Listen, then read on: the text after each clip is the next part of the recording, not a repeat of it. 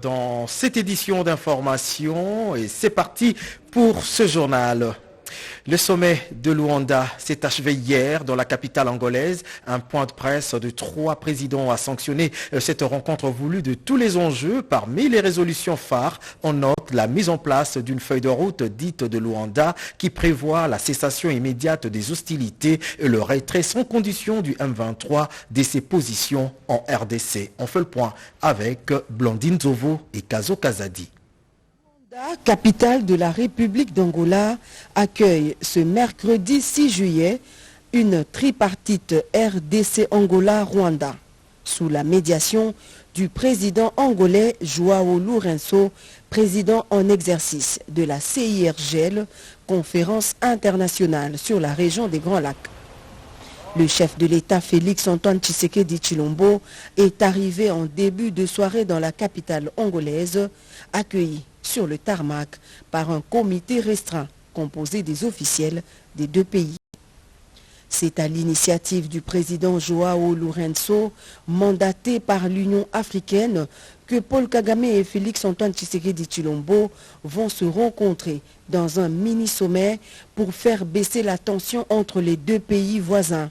Il s'agit donc d'une démarche de tentative d'apaisement diplomatique suite au regain de violence à l'est de la RDC dû aux attaques du M23 soutenues par le Rwanda. Cependant, il est à noter que la République démocratique du Congo ne se trouve en aucune manière dans une logique de négociation avec le groupe terroriste M23, mais il s'agit plutôt d'une démarche sous-régionale enclenchée par l'Union africaine. La dernière visite du président Tshisekedi le 14 juin dernier à Luanda s'inscrivait dans le même cadre, d'autant plus que le chef de l'État congolais a toujours mené en parallèle l'approche diplomatique et la défense du territoire par les FARDC. Ce sommet prévoit 2 bilatérales entre Lourenço Tshisekedi et Lourenço Kagame, suivi d'une tripartite entre les 3 chefs d'État ce mercredi 6 juillet. Le président de la République Félix Antoine Tshisekedi Tshilombo est accompagné du vice-premier ministre, ministre des Affaires étrangères Christophe Lutundula et de son mandataire spécial, le professeur Serge Tshibangou, ainsi que d'une équipe restreinte des collaborateurs. Et puis cet appel à la désescalade dans le conflit entre la RDC et le Rwanda, il émane du groupe Initiative pour une médiation à l'Afrique, JIMA en sigle. Il salue entre autres la recherche constante de la paix et les efforts de pacification qu'entreprend le président de la République, Félix Antoine Tshisekedi Tshilombo. Reportage José Baïtombo. Les groupes d'initiative pour une médiation à l'africaine, JIMA, suit avec beaucoup d'attention l'évolution de la crise entre la République démocratique du Congo et le Rwanda. En cause la résurgence des attaques de groupes rebelles actifs dans l'est de la RDC que les Congos accusent le Rwanda de soutenir. Face à cette situation, les JIMA partagent les inquiétudes des Africains et de la communauté internationale et appellent à la désescalade. Le président Tshisekedi s'était engagé de sa prise de fonctions à mettre en place des mesures tendant à apaiser les tensions et garantir la sécurité dans la région. Ainsi, les JIMA apprécient hautement ses efforts constants en faveur de la paix entre les deux pays. Le président du JIMA, El Hadji Malik Mbaye, espère en médiation internationale, se rendra incessamment à Kinshasa puis à Kigali pour témoigner de l'engagement du JIMA de se joindre à toutes les initiatives de réconciliation et de médiation dans le cadre de cette crise. L'organisation est prête à mettre son expertise au service de la paix et à trouver une issue politique par le dialogue. Pour rappel, le JIMA est une organisation politique et non confessionnelle basée à Rabat. Il regroupe des intellectuels de la société civile et autres acteurs de la vie politique et sociale africaine et sa mission principale est de réfléchir sur les mécanismes de médiation rapide et efficace à l'africaine, c'est-à-dire s'appuyant sur des ressources endogènes pour la gestion de conflits en Afrique et partout ailleurs où sa médiation et son expertise sont requises pour les retours ou l'instauration de la paix.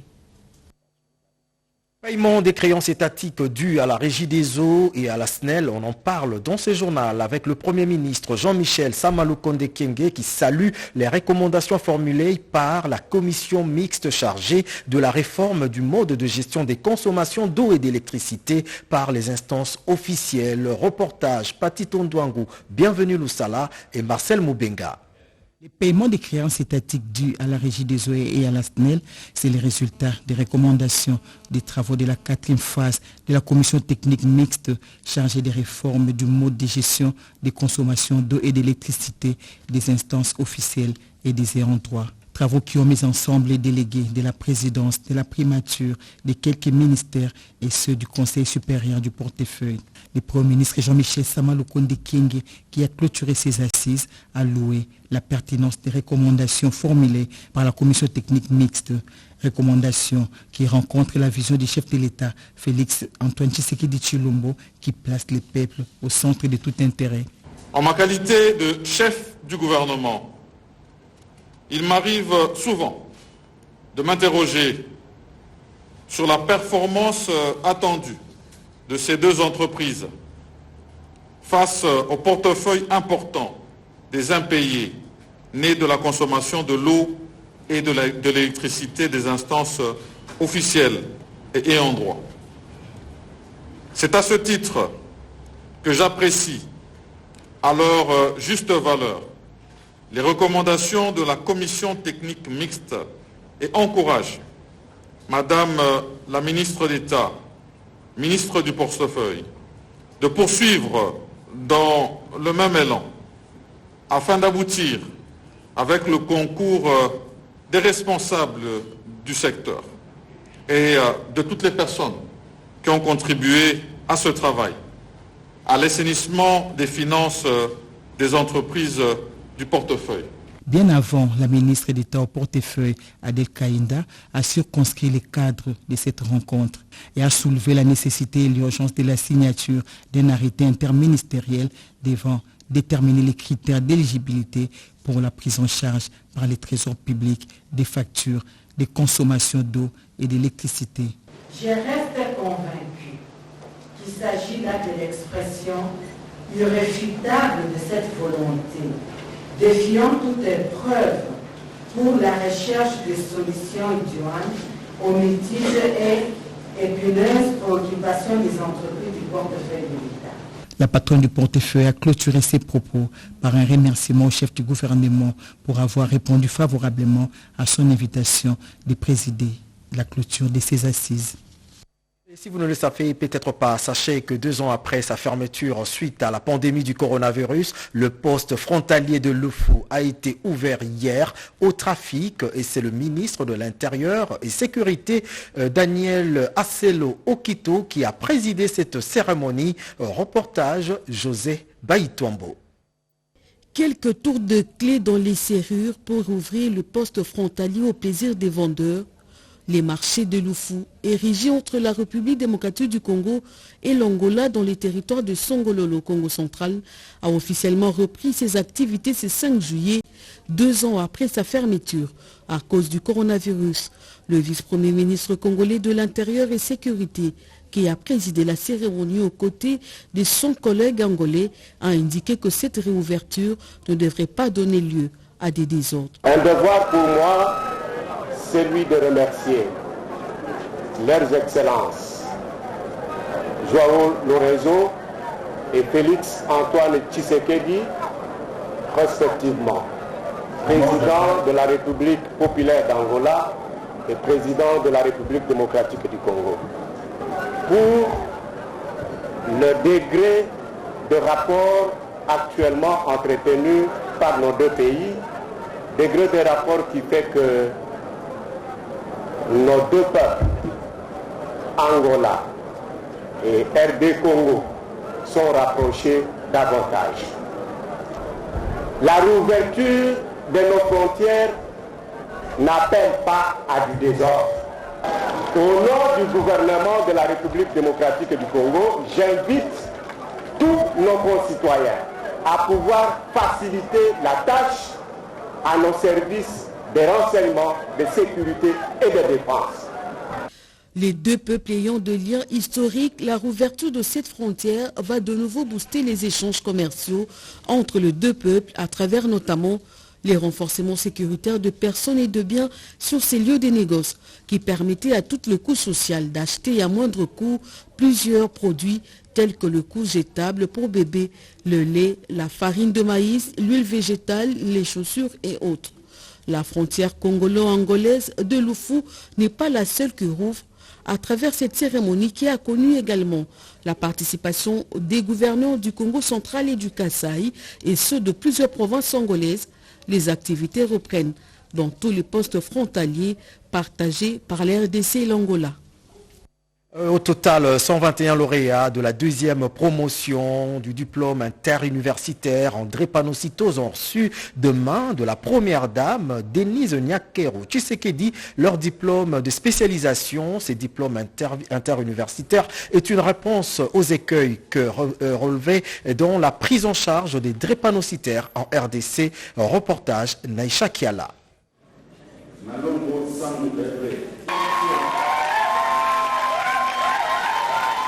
L'un après l'autre, les 121 lauréats reçoivent leur diplôme interuniversitaire en drépanocytose des mains de la première dame de la RDC. Aujourd'hui, nous pouvons dire que la lutte que nous sommes en train de mener dans les pays est en train de porter ses fruits. Nous remercions la première dame d'être là. Pour nous, en tout cas, le meilleur est à venir. Une deuxième promotion de la faculté de médecine de l'université de Kinshasa qui vient répondre au problème du déficit en personnel qualifié. Ces médecins sont désormais outillés dans la prévention, le diagnostic et la prise en charge des drépanocytaires. Tout en saluant cette belle initiative, je me réjouis également de la mise sur pied du centre d'excellence de la drépanocytose au sein du département des sciences de base de la faculté de médecine. Ce centre qui vise la formation continue du personnel médical en charge de personnes vivant avec la drépanocytose. La recherche clinique est fondamentale. L'organisation des soins spécialisés de la drépanocytose dans un cadre multidisciplinaire est un dispositif de taille dans l'écosystème de lutte contre la drépanocytose. Question de santé publique, la lutte contre la drépanocytose est un engagement ferme de la première dame de la République, Denise Nyakero Tshisekedi. Le soutien à ce genre d'initiative vient s'ajouter aux nombreuses actions déjà entreprises pour stopper l'élan de cette maladie, longtemps restée incomprise. Nous sommes très honorés et nous sommes très fiers parce que là, la première dame nous montre vraiment son engagement contre cette maladie. En suspendant toutes ses activités, en acceptant de venir participer et présider personnellement cette cérémonie de la remise des diplômes à nos lauréats, cela nous marque bien. C'est une maman qui est très engagée pour la lutte contre la drépanocytose. Un appui considérable aux agendas des ministres de l'enseignement supérieur et universitaire, de la recherche scientifique et de la santé présents à la cérémonie. La KU Leuven, l'Université Paris-Est Gretel et l'Université libre de Bruxelles ont, aux côtés de l'Université de Kinshasa, participé à cette formation. Ce n'est que par une action concertée que l'on pourra enfin vaincre la drépanocytose. Cette pensée de la première dame de la République est le fondement de la lutte menée par la fondation qui porte son nom. Autre chose, la Ligue nationale de judo a un nouveau président, Nico Lianza, c'est son nom. Il vient d'être élu par ses pairs pour diriger cette ligue sportive. Le détail dans ce reportage. Un vent nouveau peut à présent souffler au judo congolais. Il s'agit bel et bien de la nomination des membres de la coordination au sein de la Fédération nationale congolaise de judo par les ministres des Sports et Loisirs. C'est mercredi 6 juillet 2022 dans la soirée, Maître Nico Lianza s'est personnellement rendu chez le secrétaire général au sport Barthélémy Okito afin de recevoir sa nomination en tant que numéro 1 de cette structure. De demain, on va notifier tous les autres membres. Vous êtes notifiés, il n'y a aucun problème. Il faut commencer. Vous savez, la Fédération internationale nous a donné un délai et il faut aller vite en besogne. Avec une équipe composée de 8 personnes, regroupant ainsi toutes les tendances du judo, l'oiseau rare tant recherché pour sauver cette discipline est conscient de la tâche qui l'attend.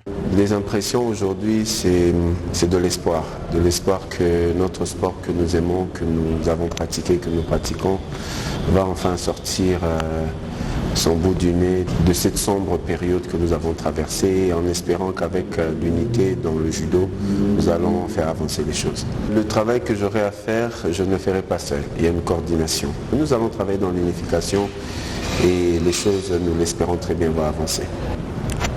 C'est l'amour du judo qui va déterminer le travail que nous allons faire. Et soutenons le judo, ne soutenons pas des individus. Visiblement, Maître Nicoli Yanza est reparti très satisfait. À la base, les camps des 2 candidats à la présidence de la FENACOJU qui n'ont pas harmonisé leur vue sur la liste électorale. Vous avez sans doute corrigé avec moi que Maître Nicoli Yanza a été nommé et non élu. Le directeur général par intérim de la RTNC, Belide Mbunga, a échangé avec tous les directeurs centraux et au cœur de leur discussion, le bon fonctionnement de l'entreprise et la perspective d'avenir. C'était à l'hôtel Africana Palace. Reportage Nadine Bobo. 6 mois après sa prise de fonction, le directeur général de la radio-télévision nationale congolaise, Belide Mbunga, a tenu une réunion d'évaluation avec les directeurs centraux de cette chaîne publique pour faire l'état de lieu de cette entreprise et envisager les perspectives d'avenir. Plusieurs points ont été examinés au cours de cette réunion, notamment l'amélioration de la situation sociale des agents et cadres, les conditions de travail, la promotion du climat de paix au sein de l'entreprise, la gestion du personnel et des ressources financières et bien d'autres. Le numéro 1 de la RTNC a rappelé aux directeurs leur devoir d'encadrer les agents placés sous leur direction respective pour une bonne qualité du travail. Je me dois régulièrement de les réunir, leur rendre compte de l'évolution de notre établissement public, des difficultés que nous éprouvons et voir ensemble quelles solutions apporter par rapport à ces difficultés. Mais également leur transmettre, n'est-ce pas, certaines décisions qui viennent du conseil d'administration, parce que nous sommes un établissement public avec un conseil d'administration, et tout cela pour le bien-être de tous les agents et cadres de la RTNC. Et c'est pourquoi j'ai pris cette initiative, une première que je voudrais pérenniser. Et nous sommes convenus que régulièrement, nous allons nous retrouver pour échanger, faire le point sur la situation de l'entreprise. Et j'ai souligné aussi une chose, c'est que nous avons le soutien du gouvernement de la République. Le président lui-même, il est très attentif sur tout ce que nous faisons, sur les difficultés que nous éprouvons. Les perspectives sont bonnes au regard de l'appui que nous recevons du gouvernement et nous savons que cette année sera prolifique pour la RTNC. Et je voudrais souligner une chose, c'est vrai, une campagne qui est menée contre nous sur les réseaux sociaux, exploitant certaines de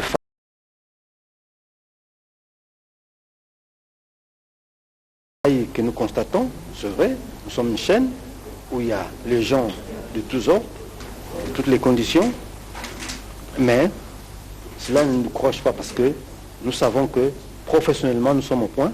Au cours d'un jeu de questions-réponses, les directeurs ont soumis quelques préoccupations au DG pour la bonne marche de l'entreprise, à savoir l'absentéisme et le retard des agents, les transports et les renouvellements de l'outil de travail. Et dans sa mission notamment d'asseoir le secteur de médias congolais, le CESAC, qui est l'une des institutions d'appui à la démocratie, a organisé il y a peu une séance pédagogique à l'attention des directeurs des programmes et des présentateurs des émissions politiques. Reportage Bobo Anan Mokondi. Patriote. Faisant suite à son rapport du Centre de monitoring des médias congolais, après observation, plusieurs manquements ont été décelés, surtout pendant des émissions politiques en ligne, comme pour des médias traditionnels. D'ailleurs, aujourd'hui, tous les médias en possèdent. Le Conseil supérieur de l'audiovisuel et de la communication, par les biais de sa commission juridique, que dirige Mme Magin Kinkela, a organisé une séance pédagogique à l'intention des directeurs du programme et les présentateurs des émissions politiques. Les responsables des médias en ligne y étaient aussi associés. Cette réunion a permis aux régulateurs de rappeler ces hommes des médias leurs responsabilités sociales, le respect des textes régissant ces secteurs en toute objectivité, espérant ainsi l'amélioration du contenu médiatique. Belle occasion pour le président du CESAC, Tito Ndombi, d'exhorter ces hommes des médias à privilégier les messages allant dans le sens de promouvoir la cohésion en vue de protéger l'intégrité territoriale, surtout en cette période. Qu'est-ce qu'on constate aujourd'hui dans les émissions de débats politiques?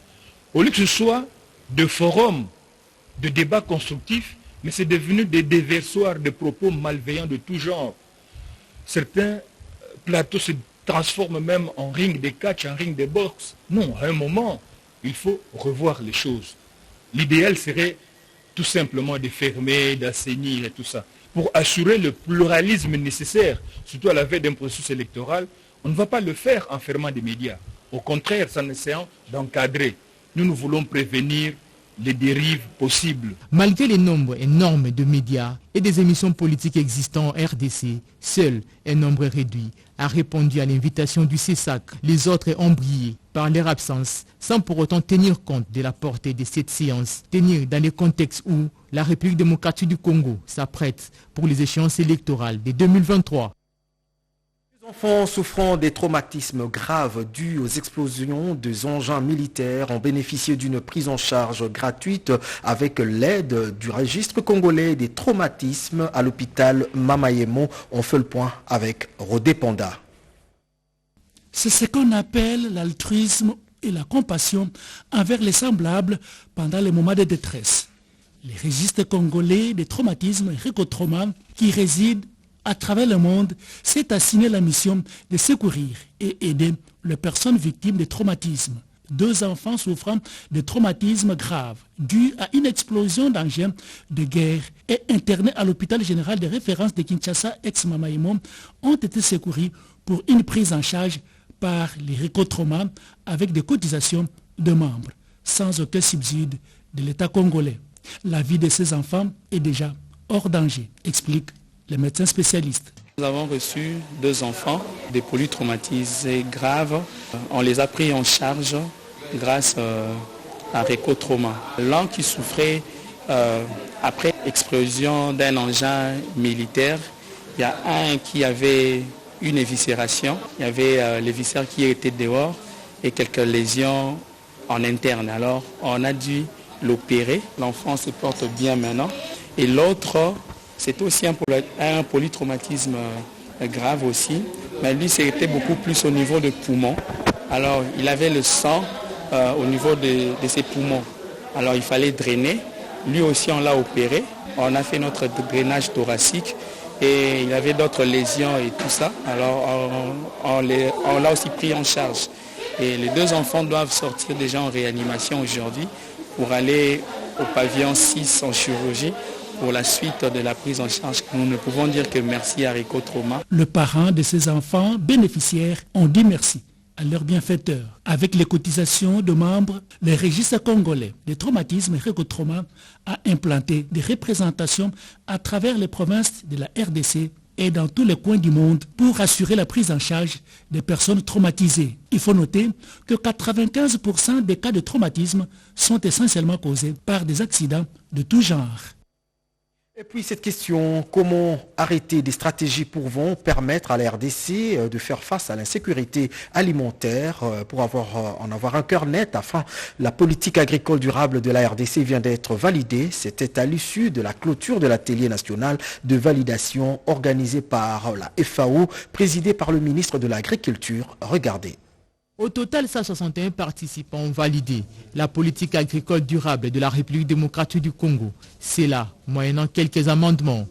C'était à la clôture des travaux de l'atelier organisé au Pullman Grand Hôtel de Kinshasa par la FAO sur financement des CAFI Fonared. L'idéal de ces assises était d'arrêter les stratégies pouvant permettre de faire face à l'insécurité alimentaire grandissante en République démocratique du Congo. La validation de ces documents va doter la RDC non seulement de moyens pour accroître la quantité et la qualité de produits agricoles dans la lutte contre la faim, mais aussi de veiller à la fois à la croissance des productions et à la protection des réserves naturelles. Selon les représentants de la FAO, Aristide Ongoni, Cette politique agricole propose des innovations pertinentes, parmi lesquelles l'approche territoriale du développement durable de l'agriculture qui fait la promotion d'une vision consensuelle et spécialisée des ressources naturelles. Le ministre de l'Agriculture s'est réjoui du travail abattu par les participants. J'ai demandé qu'on puisse vite y ajouter ceux qui sont venus de l'intérieur et les autres ont amené avec eux. Et puis après, il y a l'étape du gouvernement. Ce n'est pas évident, ça peut être rejeté. C'est la démocratie, mais je crois qu'avec les intelligences que j'ai vues, ça pourra passer. Donnez-moi un peu de temps et on y reviendra. La FAO a renouvelé son engagement à accompagner la République démocratique du Congo pour éradiquer une bonne fois pour toutes la pauvreté et la faim. La jeunesse africaine au centre des opportunités, enjeux et défis, tel est le thème de la première session du salon d'entrepreneuriat qui a ouvert ses portes il y a peu, dont l'objectif principal est de mettre en relation les différents acteurs intervenant justement dans ces secteurs entrepreneuriaux. On fait le point avec Serge Merlin-Mata. Représentant plus de 60% de la population congolaise, les jeunes occupent désormais une place importante dans l'économie nationale. Voilà ce qui justifie la tenue de cette première édition du Salon de l'entrepreneuriat en République démocratique du Congo. Ce cadre idéal d'échange et de rencontres vise, selon Sélé Bakamana, président de l'IGECO, à pousser les Congolais en général et les jeunes en particulier à la culture de l'entreprise, la créativité, la responsabilité ainsi que la confiance de soi. L'entrepreneuriat est de plus en plus reconnu comme une stratégie clé pour libérer les potentiels productifs et innovants de jeunes. Des séances de coaching, des conférences et des ateliers pratiques de formation ainsi que des rencontres d'opportunités sont là des activités prévues au cours de ces grands rendez-vous d'affaires. Ceci dans le but d'accompagner la concrétisation des projets innovants des jeunes. Des intervenants venus des différents horizons sont également présents pour apporter, durant ces quelques jours d'échange, leurs expertises, partager les connaissances et trouver des canaux d'ouverture en vue de trouver des solutions qui s'imposent à la jeunesse. Donc la jeunesse, c'est notre espoir de demain. Comme nous sommes de la diaspora, nous pouvons aussi, tout ce que nous avons appris de l'autre côté, apporter à notre jeunesse afin qu'eux aussi soient outillés et équipés. Placé sous le thème « La jeunesse africaine au centre des opportunités, enjeux et défis », cette première édition du Salon de l'entrepreneuriat est organisée par l'Union des jeunes entrepreneurs du Congo en collaboration avec des structures, la diaspora africaine, notamment RD Connection et Jando. Et parlons à présent de cette déclaration politique de l'Union sacrée sur l'embargo des achats d'armes par la République démocratique du Congo. On les écoute. Il est tout aussi étonnant de constater qu'en lieu et place de condamner l'agression, la chef de la MONUSCO s'est organisée et s'est arrêtée à affirmer que ce mouvement terroriste disposerait des moyens militaires d'une véritable armée. Ce qui est inadmissible. Comme si cela ne suffisait pas. Le Conseil de sécurité de l'ONU a choisi la date du 30 juin 2022, jour de l'indépendance de la République démocratique du Congo, du reste gravé dans la mémoire collective de notre peuple, pour proroger l'embargo militaire pesant sur la République démocratique du Congo jusqu'au 1er juillet 2023 à travers sa résolution 2641-2022 portée par la France. Sans la moindre inquiétude et sans aucune condamnation de cette agression tant décriée par la République démocratique du Congo. Contrairement aux thèses hypocrites qui font croire à un allègement du dispositif d'embargo, le peuple congolais interprète cette obligation de l'ONU de recourir aux procédures de notification préalable pour la livraison d'armes à la République démocratique du Congo comme un refus tacite et une grave atteinte à l'indépendance et à l'intégrité nationale de notre pays. Parlons culture à présent avec cette association Ngbandi Mbia qui a organisé du 30 juin au 3 juillet 2022 des journées culturelles consacrées aux activités culinaires et aux danses et chansons traditionnelles. Une occasion de galvaniser la conscience de sources historiques Ngbandi. On fait le point avec Wandenge Jokoli Kosama et Nathalie Bouledi. Un peuple sans culture est un peuple sans âme. Le peuple Ngbandi ont voulu démontrer le contraire de cet adage durant 4 journées culturelles. Ce peuple de la partie nord de la RDC a étalé la panoplie variée de sa culture, allant de la gastronomie à la danse et chansons. C'est également une occasion de confirmer son existence dans l'espace politique et socio-culturel de notre pays. Réunis au sein de l'association culturelle Mbia, tous les Ngbandi des différentes entités, 9 au total, ont fait leur adhésion. Les notables Ngbandi ont donné l'exemple en s'adhérant volontairement dans cette association culturelle Mbia. Pour circonscrire l'événement, un discours fédérateur a été dit par la présidente Madame Alidele Kibang. C'est la restauration effective de son cadre d'expression culturelle. Notre ambition, c'est de fédérer les Ngbandi en utilisant toutes les stratégies possibles. Nous pensons à entreprendre les actions susceptibles de renforcer les liens entre frères Ngbandi, à l'exemple de cette première édition des activités culturelles qui se clôturent aujourd'hui. À la clôture de ces journées, les nostalgiques Ngbandi ont exhibé des danses traditionnelles. Ils ont également étalé la gastronomie variée prisée de leur tribu. Initié par le chef de l'État, l'atelier de sensibilisation de l'appropriation du projet 145 territoires a été lancé à Chikapa avec la coordination du PNUD, un reportage de la RTNC Chikapa.